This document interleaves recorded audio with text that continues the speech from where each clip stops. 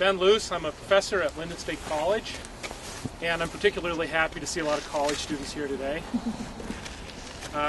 I've spent most of my professional career promoting renewable energy, including large-scale wind.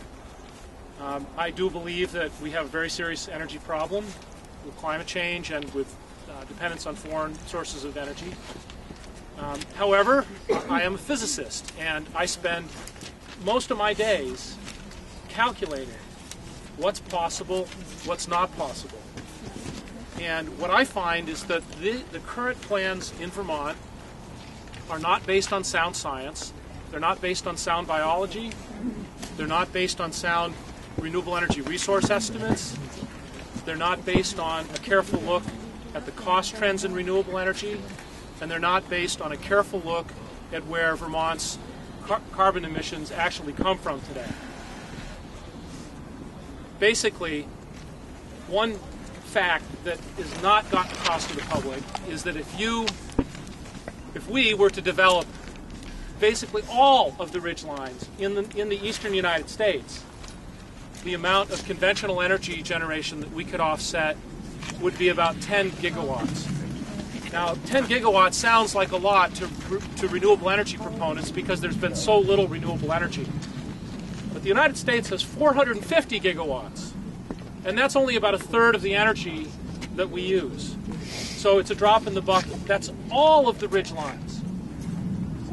If you actually look at what we could probably feasibly develop in terms of overcoming opposition, satisfying basic environmental criteria, the number is probably much smaller than that. And the total amount of carbon emissions you could offset at best would be a little less, or about 1%, sacrificing all the ridge lines.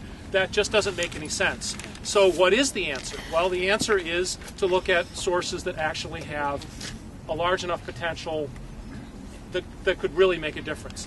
A lot of people today have mentioned solar energy. That, in fact, is Vermont's biggest renewable energy resource in spades. It's hundreds of times larger than than the wind power resource, literally hundreds of times. And that resource is spread out all through the United States. Most of the eastern United States, for example, doesn't even have a large or even significant wind resource at all. They don't have ridges in most of the eastern United States, but everyone has solar.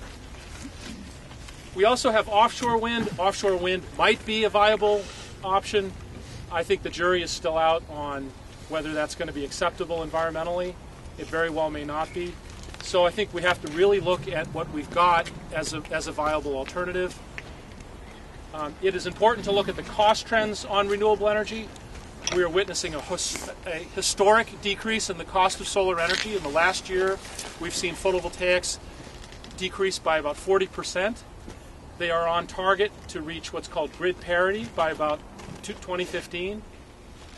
So if we just hold back a little while, just a couple of years, we will have much better options for massively expanding renewable energy generation, in particular renewable electricity generation in Vermont.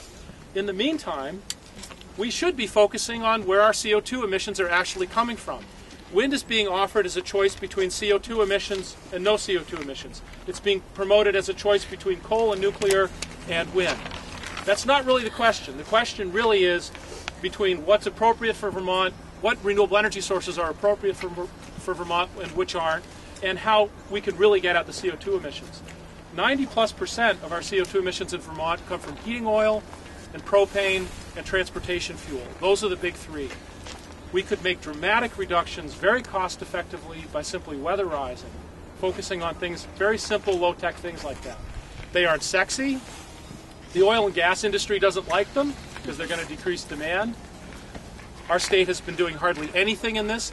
We have been plowing huge amounts of money into LIHEAP, for example, Low-Income Heating and Energy Assistance Program. That does make sense to provide a safety net for people that can't pay their energy bills. But at the same time, we should have been weatherizing all those homes. We could have wiped out the need for LIHEAP decades ago.